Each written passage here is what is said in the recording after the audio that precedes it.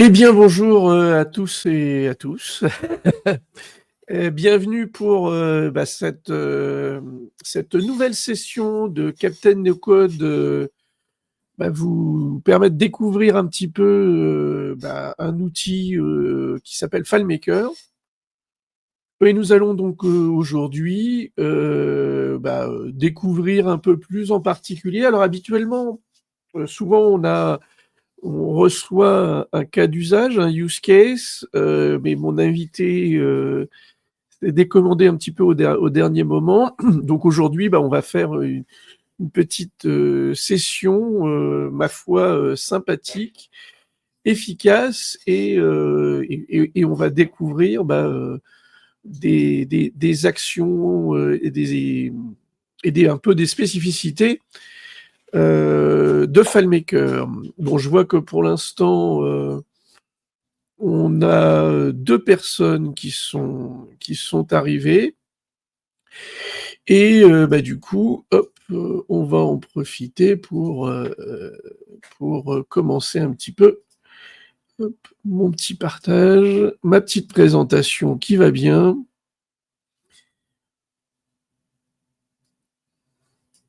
Hop. Tac. Et hop, on lance du coup le diaporama. Hop, où est-ce qu'il est mon diaporama? Il est là. Et ça, je le mets ici. Comme ça, si vous avez des questions, je pourrai vous voir en même temps. Voilà. Alors, tout d'abord, c'est quoi effectivement la plateforme FileMaker? Ça fait pas partie des outils réguliers. Voilà. Qu'on voit dans les outils no-code, puisque FileMaker, c'est une plateforme qui existe depuis bientôt 30 ans. Et je dirais qu'un petit peu comme Monsieur Jourdain, FileMaker permet de développer des solutions robustes, et tout ça avec des éléments visuels, avec des boutons, avec un langage de script qui va être en français notamment. Et je dirais que souvent, FileMaker, c'est un Airtable sous stéroïdes qui va nous permettre d'aller quand même assez loin. Alors, dans cette galaxie de FileMaker, on a 3 produits. Premier, donc le produit un petit peu historique, FileMaker, c'est avant tout un outil pour stocker de l'information, stocker de la donnée. On le classe dans la famille catégorie des RAD, c'est-à-dire des outils qui permettent de rapidement développer une application. On a des interfaces et des scripts qui fonctionnent, et aussi une plateforme de déploiement qui permet de l'avoir soit directement sur son infrastructure, soit sur une infrastructure type cloud. Ensuite, le deuxième produit de la galaxie FileMaker et Claris, c'est Claris Connect. Simplement, Claris Connect, c'est un Zapier ou un MEC, c'est-à-dire qui facilite la connexion entre les différentes API, entre les différents outils. Et l'avantage, c'est qu'il est très bien intégré avec FileMaker. Et enfin, le dernier petit nouveau, c'est Claris Studio. Claris Studio, c'est un outil qui permet de gérer des formulaires, comme le fait Tally notamment. Et l'avantage de Claris Studio, c'est que on peut le connecter facilement à une base de données, soit pour récupérer les informations, soit au contraire pour aller chercher des informations dans son formulaire et dans les éléments. Voilà. Alors, l'actualité de la planète Claris, la grosse actualité, c'est que au mois de mai est organisée la deuxième conférence pour les utilisateurs de FileMaker, donc en français, à Reims du 15 au 17 mai prochain. Il n'est pas trop tard pour pouvoir réserver, prévoir effectivement de récupérer un petit peu des informations. Et cette année, au niveau de l'organisation, on a voulu innover, puisque sur ces 3 jours, on va avoir une première journée qui va être consacrée à de la formation. Cette jeudi 15 mai, il va y avoir 2 formats. Un format, on va dire, débutant, qui va être animé par David Julot. L'idée, c'est de prendre des personnes qui sont déjà utilisateurs de la solution FileMaker et qui aimeraient développer leurs compétences, développer leur savoir-faire. Et du coup, l'objectif derrière ça, derrière un petit peu l'écosystème de FileMaker, c'est de pouvoir prendre des bonnes bases, notamment dans tout ce qui va être l'organisation de son travail, l'organisation de ses scripts, et puis aussi comment développer, comment passer des paramètres, etc. Deuxième format, on a une formation expert avec en matinée la partie connaissances avancées de Clarisse Studio et Clarisse Connect. L'idée de Jean-Mathieu et de Caroline, c'est d'essayer de montrer comment on peut intégrer ces nouveaux outils dans ces développements FileMaker, quels sont aussi les trucs et astuces pour pouvoir interconnecter les choses, et donc ça permet d'avoir une bonne base. L'après-midi, puisque ça fait un peu partie du fil conducteur qu'on le verra de cette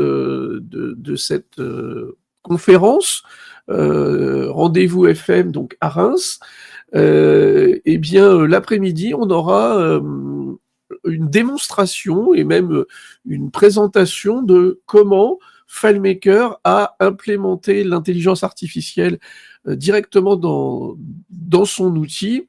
Alors, ce qui est intéressant, c'est que FileMaker, on l'avait vu dans une session précédente, FileMaker n'a pas voulu faire, je dirais, tout ce qui est outil pour créer des interfaces, et je crée mon prompt et automatiquement ça me crée mon interface. FileMaker a pris, en tout cas Clarisse a pris l'option plutôt d'aller travailler sur la data. Ça veut dire que à l'intérieur de FileMaker, on va pouvoir exécuter, on va pouvoir faire une requête pour, par exemple, une question tout bête, du style dis-moi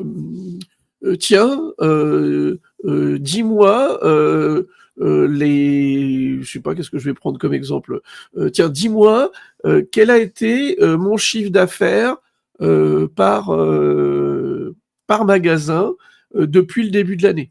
Okay, et donc il va aller chercher dans la data et il va structurer la réponse pour pouvoir avoir une réponse pertinente. De la même manière, quand par exemple, dans toutes les notes que j'ai pu rédiger, je me dis, mais à un moment, j'ai évoqué ça avec un client, mais c'était avec quel client? Bon, eh bien, tu peux exécuter une recherche pour dire, j'ai parlé d'un nouveau modèle avec telle entreprise, voilà ce qui s'est passé, quel était le nom de l'entreprise et à quelle période j'ai posé la question. Voilà. Il faut savoir que les formations débutants ou experts sont éligibles à tout ce qui est formation professionnelle, et donc si vous avez quelques fonds possibles, eh bien avec votre OPCO, vous pouvez prendre en compte la formation.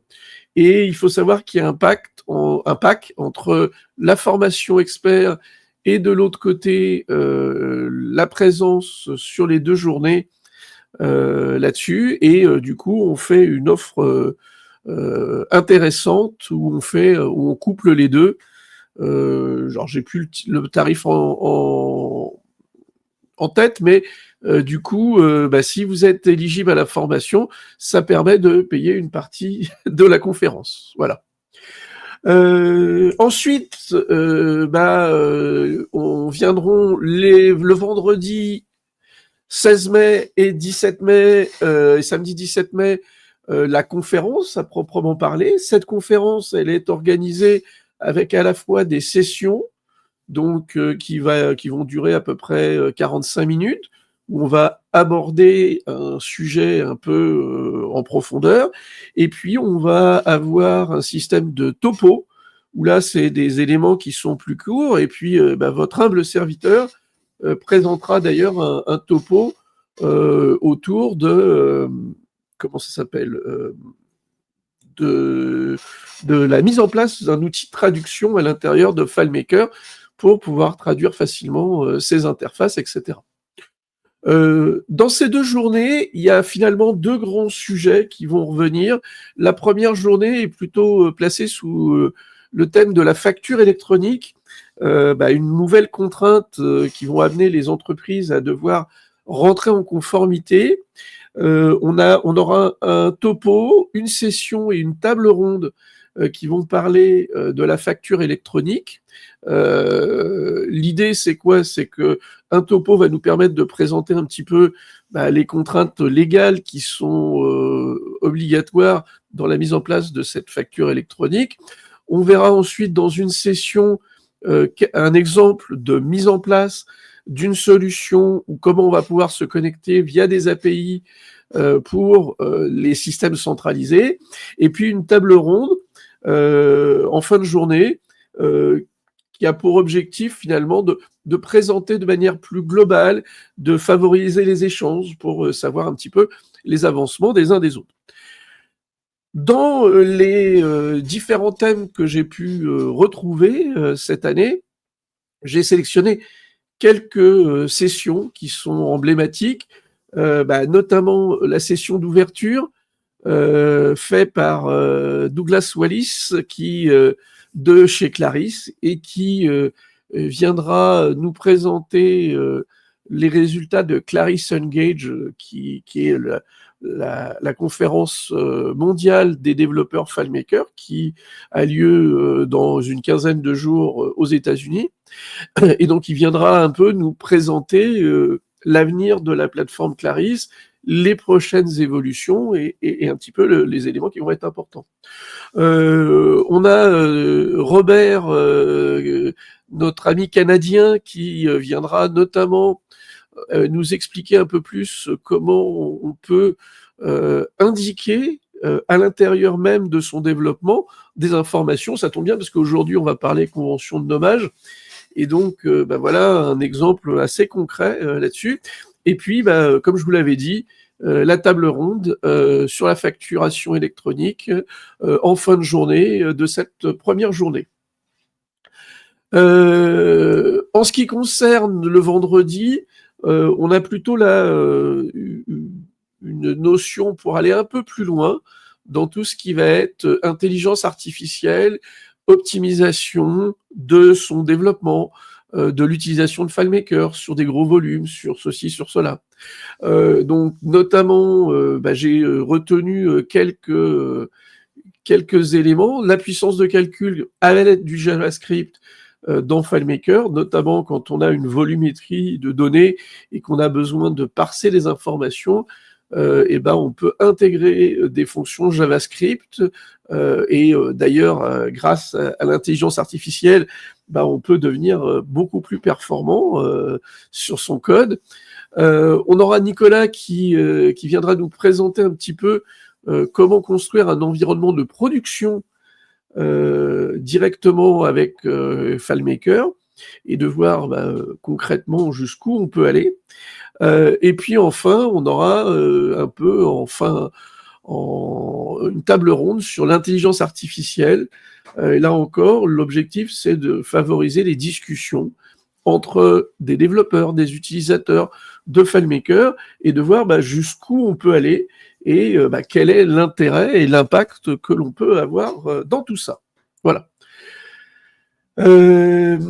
Alors, aujourd'hui, au programme, un petit peu de la mise en place de notre outil préféré, FileMaker, eh bien, on va s'intéresser à la convention de nommage. Alors, il faut savoir que, en tant que telle, la convention de nommage n'est pas propre à un outil. L'idée, c'est d'avoir un certain nombre de règles, c'est un certain nombre de bonnes pratiques que l'on doit mettre en place pour favoriser quelque part les discussions, la mise en place d'éléments, etc. Alors, notamment, à quoi ça sert de nommer des éléments? Bon. Alors, premièrement, on pourrait dire que je nomme des éléments non pas pour moi-même, mais si j'ai besoin que d'autres personnes puissent lire mon code, lire ce que je fais. Ensuite, le premier utilisateur d'un développement de sa solution, on est souvent soi-même. Et donc, le fait d'avoir des bonnes pratiques, d'avoir des habitudes que l'on peut prendre, on va du coup gagner en productivité. Bon, et puis, autre élément, on perd un peu de temps au début pour essayer de bien nommer les choses, mais dans le temps, quand on revient sur une solution 6 mois plus tard, ça nous donne quand même des informations qui sont plutôt pertinentes. Bon. Alors, sérieusement, l'avantage de la convention de nommage. Ça permet d'avoir une méthode. Une méthode qui peut s'appliquer avec plusieurs personnes directement. Deuxièmement, ça facilite la compréhension de son travail. Ça veut dire que rien qu'à la lecture d'une information, on va savoir à quoi ça va servir. Ensuite, ça permet d'aller plus vite.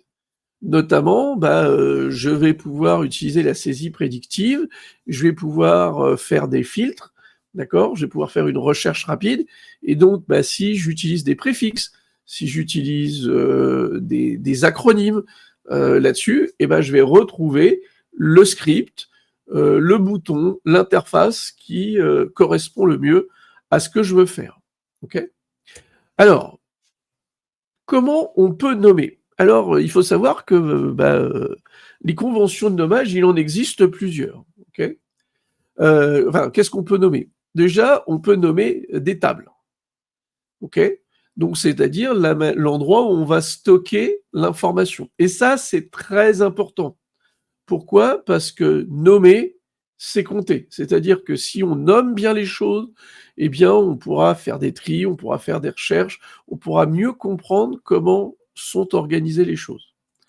Deuxièmement, on peut avoir des rubriques, c'est-à-dire que le nom de mes champs à l'intérieur de ma solution, je vais pouvoir leur donner un nom, et ce nom va avoir un impact dans la compréhension de mes interfaces, de à quoi ça sert, etc.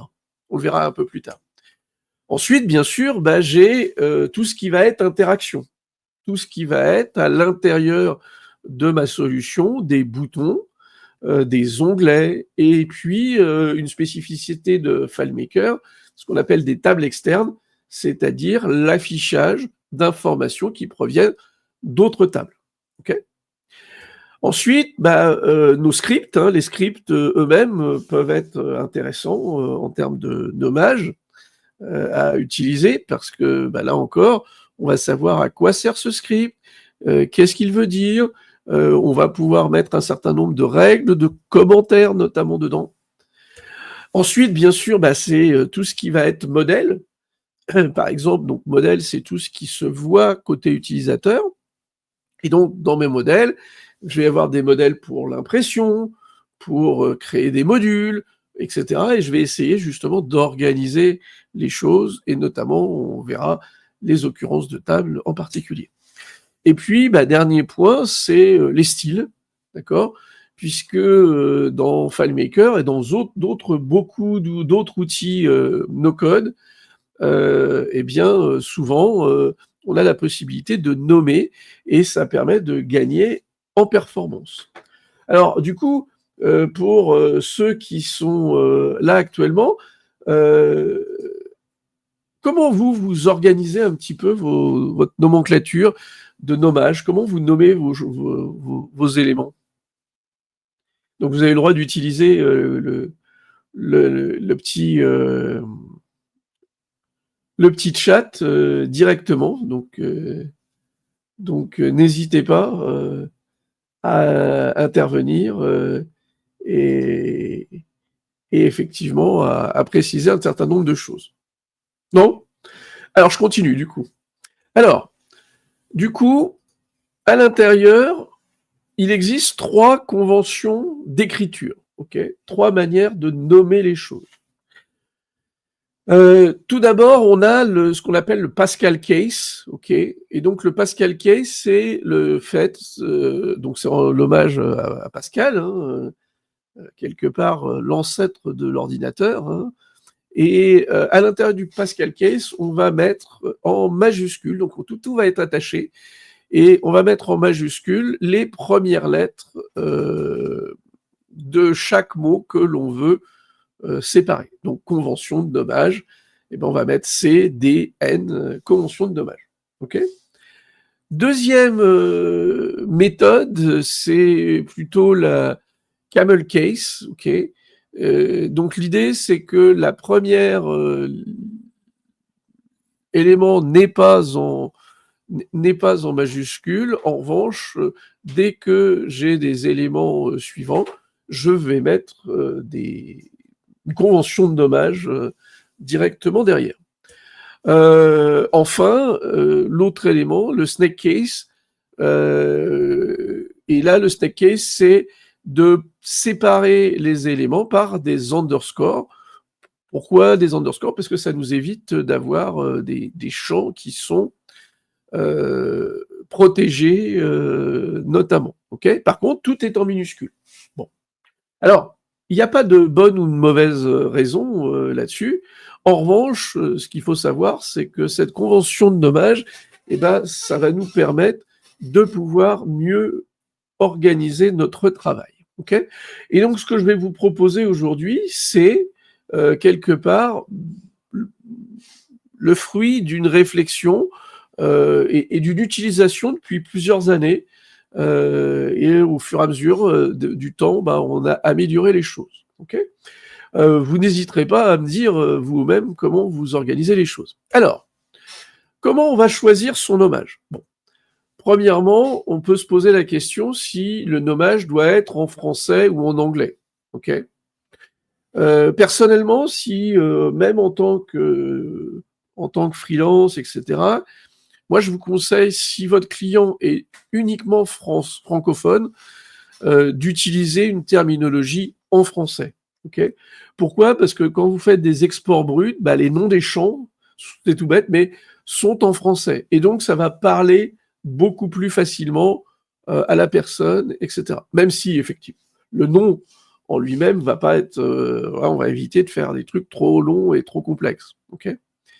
Deuxième élément, il faut que, dans ma convention de nommage, le nom soit évocateur. C'est-à-dire qu'il faut que, dès la compréhension du mot, je dois comprendre à quoi ça correspond.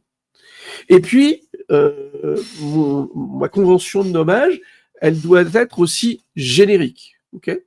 Pourquoi générique ? C'est-à-dire qu'elle doit s'appliquer à tous les cas de figure. Je vais prendre un exemple souvent, que moi j'ai utilisé depuis plusieurs années, quand on a une table pour gérer des entreprises. Mais que cette table entreprise, elle gère aussi des associations, elle gère aussi des syndicats professionnels, elle gère aussi des mairies, etc., etc. Souvent, quand vous dites aux gens « Ah c'est la table entreprise », les gens vont vous dire « Ah mais non, c'est pas une entreprise, ça c'est une association, donc ça doit être mis dans une table association ou une table, je sais pas moi, syndicat professionnel ». Non, c'est juste un tag qui permet de dire cette structure est soit une entreprise, soit une collectivité locale, soit un syndicat professionnel. Et donc, par exemple, pour utiliser le mot générique d'une entreprise, moi j'utilise le mot structure. Et donc la structure, elle définit finalement un élément constituant, et ça peut être une structure qui est une association, qui peut être peu importe, un syndicat professionnel ou une ville. Okay, enfin, une convention de dommage, elle doit être répétitive et systématique. Ça veut dire qu'il faut toujours l'utiliser, il faut toujours avoir la même logique. Si j'utilise des préfixes, je vais utiliser des préfixes. Si je n'utilise pas de préfixes, je vais peut-être utiliser des numéros, etc., etc. Okay, ensuite, la convention de nommage ou le nommage est là aussi pour alerter, pour souligner le sens, pour aider la compréhension. Ok ? On va, du coup, moi je vais vous proposer quelques règles pour nommer ces tables. Première règle, moi j'aime bien utiliser des préfixes. Ok ? Des préfixes qui vont me permettre de regrouper, notamment quand je les mets par ordre alphabétique, pour regrouper toutes les tables qui sont dans une même problématique, qui sont dans un même domaine. Et donc, grâce à ça, je vais pouvoir facilement les repérer et les unes vont être en dessous des autres. Okay, donc, un petit préfixe, souvent pour moi, c'est 3 ou 4 lettres, qui me permettent de visuellement les positionner les unes à côté des autres. Deuxième conseil, moi j'utilise souvent, pour nommer mes tables, je mets toujours au singulier. Par exemple, je vais pas mettre par exemple la table contact, je vais pas mettre un S. Pourquoi ? Parce que à l'intérieur de chaque ligne, on va avoir sur chaque ligne un seul contact. Ensuite, et ça c'est plutôt pour ouvrir sur des outils externes, notamment si j'ai besoin d'utiliser des API, etc., je vais plutôt utiliser des lettres sans accent. Je vais éviter tout ce qui va être emoji. Pourquoi ? Parce que quand je dois après faire une requête via l'API, etc., en fonction des outils, etc., je vais devoir écrire l'équivalent de la lettre qui est utilisée pour nommer sa table, par exemple. Ce qui est quand même qui peut être un petit peu problématique. Okay, enfin, l'idée, c'est de reprendre toujours la même structure, la même logique, notamment quand on a des tables qui sont des tables filles, ou en tout cas qui sont dans le même univers. Okay, et puis après, derrière cette table, je vais ajouter un adjectif, et cet adjectif va me permettre de mieux comprendre les choses. Okay, alors, par exemple, ici, vous voyez, j'ai une table qui s'appelle SP, et puis, en tout cas, j'ai un préfixe qui s'appelle SP. Et donc, pourquoi SP ? Tout simplement parce que l'idée, c'était, là, c'était un projet de paris sportifs, une application pour des paris sportifs. Et du coup, la notion de SP, c'est pour résumer le sport. Okay, par exemple, là aussi, j'utilise le mot épreuve et non pas match, qu'on voit en troisième ligne, parce que tout simplement, si c'était un match, c'est bien pour des activités en 2-2, le foot, le rugby, etc.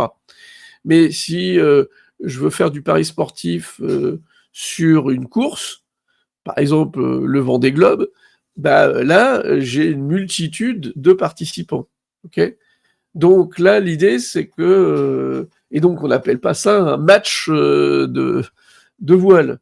On peut appeler ça une épreuve de voile comptant pour les championnats de France, etc. etc. Ok. Bon. Enfin, le Pascal Case, vous voyez, ça facilite un petit peu la lecture. Hein. Donc, SP pour sport, épreuve, ok, et P pour participant. Et puis ensuite, on a épreuve et ensuite temps fort. Ok. L'avantage, c'est que toutes les tables qui sont rattachées à la notion de sport, elles sont toutes rattachées avec un terme dès le début qui nous permettent de mieux comprendre les choses. Bon, alors, pour mes champs, là, cette fois-ci, je vais plutôt utiliser des préfixes en majuscules. Ok. Je vais aussi utiliser du singulier sans accent. Et puis, par contre, je vais indiquer mes clés étrangères avec un ID et mes clés primaires avec un ID aussi. Et ce que je fais, c'est que je mets un double underscore sur ma table primaire, sur ma clé primaire, et ensuite je mets un underscore simple pour tout ce qui va être clé étrangère. Et l'avantage de ça, c'est que quand vous faites votre développement, vous allez avoir les éléments qui vont remonter systématiquement tout en haut. Donc ça aussi, ça me facilite parce que du coup, tous les liens que j'aurai à faire, notamment dans ce qu'on appelle le graphe de liens de FileMaker, ça me facilitera grandement le travail. Okay. Ah oui, dernier point, pour les booléens, donc oui ou non, je prends l'habitude de mettre « est » et je mets l'action qui est valide. Par exemple, « est actif » pour dire ça sera oui quand l'élément est actif. Okay. Et si c'est actif à non, on ne pourra pas rentrer, on ne pourra pas accéder à une partie de l'application. En tout cas, les règles, on se sera fixées. Okay. Donc ça, c'est plutôt un élément simple et cool et encourageant. Donc le nom qui qualifie, ah oui, autre élément dans les champs, le nom de mettre un champ, hein, de créer une rubrique qui s'appelle nom et qui qualifie le mieux l'information de la table. Par exemple, le nom de l'épreuve, okay, c'est tout simplement le nom de du match là-dessus. Quand je mets un nom de compétition, pareil, ça va me permettre de mieux comprendre dans une table, si je prends l'habitude de toujours appeler la rubrique principale nom, ça me facilite la construction de mes pages et de mes éléments. Okay. Ensuite, tout ce qui va être image et doc, je vais écrire un img underscore et logo, par exemple, pour dire que c'est une image pour le logo, ou image doc underscore. Là encore, c'est la même mécanique, la même logique que l'on va retrouver derrière. D'accord ? Enfin, on a tout ce qui est liste quand on a des champs à insertion multiple. Donc, on veut mettre plusieurs éléments. On va utiliser un acronyme, liste et underscore, et puis le type d'information qu'on veut stocker à l'intérieur. Tout ce qui va être aussi champ de développeur, des champs qu'on va par exemple dupliquer d'une table à l'autre pour gagner en rapidité sur des gros volumes de recherche, etc. Je vais utiliser la lettre Z pour tous mes champs de développeurs et je vais du coup à chaque fois les retrouver à la fin de ma présentation. Ensuite, il y a X pour entre guillemets, quand j'ai un champ qui va évoluer, qui va être obsolète, avant de le supprimer, même si j'ai déjà fait la migration, je vais le garder un petit moment dans ma base et je vais l'indiquer par un X pour dire attention, ce champ a changé, il faut faire attention, il faut prendre en compte des éléments spécifiques. Voilà. Donc voilà un exemple ici, des underscores pour l'ensemble des liens qu'on retrouve tout en haut. On a AD pour la partie adresse, ok, avec des exemples à chaque fois. On a la possibilité de pouvoir gérer l'affacturage avec des noms, des prénoms, etc. C'est ce qu'on avait d'ailleurs fait au départ. Voilà. Donc, et puis, vous voyez, par exemple, AG, nom agence, AG, nom agence juridique, qui vont donc permettre de mieux gérer, mieux organiser les choses à l'intérieur. Alors, pour mes interactions, pour mes boutons, je vais utiliser le terme BT pour bouton, pour dire ce que c'est, ça paraît tout bête. Et puis, je vais utiliser des éléments qui vont être récurrents. Par exemple, si j'ai un bouton qui me sert à ouvrir un pop-up ou aller vers une nouvelle page, je vais faire un BT tiret, voir CGU. Ça me permet de créer un bouton qui me permet d'aller voir les CGU. Bouton créer un compte, comme son nom l'indique, c'est un bouton pour créer son compte. Et puis BT underscore sup compte, c'est tout ce qui me permet de supprimer les informations, etc. Et comme souvent, c'est des sujets qui sont un peu touchy, c'est bien de pouvoir les identifier et de pouvoir y revenir très rapidement, même si on peut enchaîner plusieurs éléments comme ça. Okay, et puis aussi, facilement, les interactions, tout ce qui va être drop-down, je les appelle DD pour drop-down, et après je vais le nommer pour me permettre de repérer plus facilement. Voilà un exemple ici de comment on peut présenter, nommer un petit peu tout ça. Ok. Ensuite, pour les workflows. Bon, là encore, c'est important dans les workflows de pouvoir mettre des préfixes, de pouvoir aussi ajouter des dossiers pour pouvoir organiser son travail. Pourquoi ? Parce que quand on va utiliser des fonctions rapides de recherche, eh bien, je vais taper les premières lettres et automatiquement, ça va me faire monter les informations les plus pertinentes dans mon projet. Ok ? Donc, si on met des préfixes pour mes titres, pour savoir si je passe un paramètre ou pas, tout ça, ça va être des informations précieuses qui vont vous faire gagner du temps sur tel ou tel outil. Okay. Bon. Je mets aussi des conditions d'exécution directement sur le bouton et pas dans le script, pour dire quels sont les paramètres qui sont intéressants. Et puis, je vais renommer les actions qui sont en répétition directement. Okay, et puis, ça c'est moins important, mettre en violet, par exemple, ou dans un nom particulier, tous les scripts qui vont s'exécuter sur le serveur. C'était la présentation que j'avais fait la dernière fois. Ok. Et donc, voilà, je vous montre un petit peu à quoi ressemble un développement. J'ai un dossier nav pour faire la navigation générale, la navigation spécifique de ma home, la gestion des paramètres spécifiques, d'accord ? Et puis après, j'ai équipe, offre commerciale, offre machin.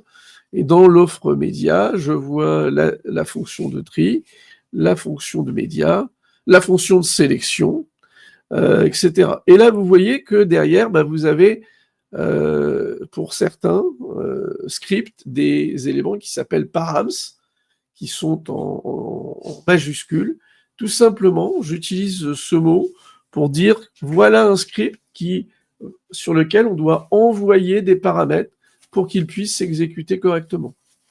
Si j'envoie pas ces paramètres, soit mon résultat ne va pas être obtenu, soit tout simplement ça va s'arrêter de lui-même. Et donc le fait de dire tiens, ce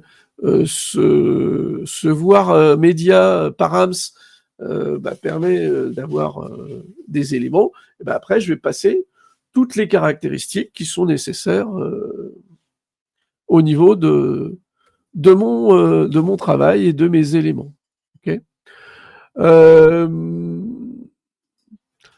Ensuite, pour un peu conclure là-dessus, nommer les choses, c'est leur enlever leur danger. C'est-à-dire que le fait de nommer correctement les éléments que l'on trouve dans son développement, sur sa table Airtable, sur sa table FileMaker, ou n'importe quel outil qu'on va trouver, eh bien, ça va nous faciliter vraiment toute l'organisation interne à l'intérieur même de notre développement. Voilà. Si vous voulez aller plus loin, il y a des règles de nommage, un petit peu des généralités. Il y a quelques années, j'avais participé, FileMaker, enfin maintenant ça remonte à une dizaine d'années, FileMaker avait édité un document assez complet de bonnes pratiques en matière de convention de nommage. Et donc ça, ça peut être intéressant, ça peut être un élément sur lequel on peut le prendre en compte. Et puis, une nomenclature aussi de Captain Contract, qui est un article assez bien fourni et qui m'avait justement servi à préparer ces éléments aujourd'hui. Bon. Voilà un petit peu là-dessus. Hop, qu'est-ce qu'on a voilà. On termine la partie. Hop. Voilà un petit peu pour la présentation d'aujourd'hui. L'idée, c'était de vous faire un peu découvrir les bonnes pratiques en matière de convention de nommage. Et je pense que cette session, elle sert aussi aux personnes qui veulent l'utiliser directement. Donc n'hésitez pas, si vous voulez avoir tout le détail des bonnes pratiques de ces conventions, je peux vous les envoyer en message privé. N'hésitez pas à reprendre contact directement là-dessus pour découvrir des choses, enfin, tous les conseils que j'ai pu mettre en pratique là-dessus. Bon. Voilà pour cette petite session d'aujourd'hui de Captain No Code. J'espère que ça vous a plu. J'espère que vous avez appris quelques petites choses là-dessus. Et on se retrouve le mois prochain. Et autre élément que je n'ai pas encore annoncé, mais on aura une émission spéciale le mercredi 14... qu'est-ce que j'ai dit 14 mai, on aura une émission spéciale justement pour la conférence FileMaker. Je suis en train d'organiser ça. On sera accueillis dans des studios à Reims. Et donc, je vous en parlerai le mois prochain. Et l'idée, c'est d'en parler le plus possible. Voilà. Je vous remercie. Je vous souhaite un bon appétit pour ceux qui ont mangé, une bonne reprise pour les autres. Et puis, je vous dis à très très bientôt.